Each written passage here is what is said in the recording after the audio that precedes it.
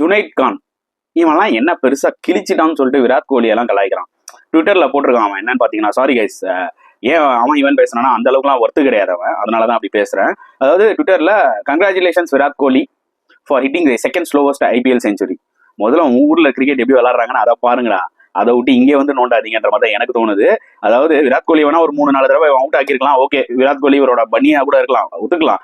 ஆனா என்ன ஸ்டேட்டஸ்ல விராட் இருக்காரு, இவன் என்ன ஸ்டேட்டஸ்ல இருக்கா? 70 மேட்ச் மொத்தமா ஆடி இருப்பானா? பாகிஸ்தான்ல அடிச்சு துரத்தினாங்க இவனை டீம் அவுட். ஏன் வாய் ரொம்ப ஜாஸ்தி. இவன்லாம் நீ ட்வீட் பண்றானா, அது காரணம் என்னன்னு பாத்தீங்கன்னா, நம்ம ஊர்லயே நிறைய பேர் இருக்காங்க டாக்ஸிகா விராட் கோலியை கலாய்க்கிறது. அதாவது பெர்ஃபார்ம் பண்ற பிளேயரை நீங்க கலாய்க்கிறீங்கன்னா, இன்னைக்கு இவன மாதிரி ஆட்கள்லாம் இன்னும் நிறைய பேர் உருவாக்குவாங்க. புரியுதா உங்களுக்கு? நாளைக்கு என்ன ஆகுனா, நீங்க ஒரு நிஜமாவே ஒரு ஜெனுவன் கிரிக்கெட்டர்ஸ் வந்து நம்ம மிஸ் பண்ணுவோம். ஸோ ஆப்வியஸ்லி இந்த ஹேட்ரேட்ன்றது வந்து பாத்தீங்கன்னா, பிளேயர்ஸ் டு பிளேயர்ஸ்ன்றது முதல்ல ஸ்டாப் ஆகணும். இல்லைன்னு வச்சுக்கோங்களேன், கண்டவெல்லாம் இந்த மாதிரி தான் வந்து ட்வீட் போட்டுட்டு இருப்பான். இவனுக்கு சரியான பதிலடி கண்டிப்பா கிடைக்கும். ஸோ ஜுனைத் கானோட இந்த ஸ்டேட்மெண்ட் பத்தி நீங்க என்ன நினைக்கிறீங்க? கமெண்ட் செக்ஷன்ல போடுங்க.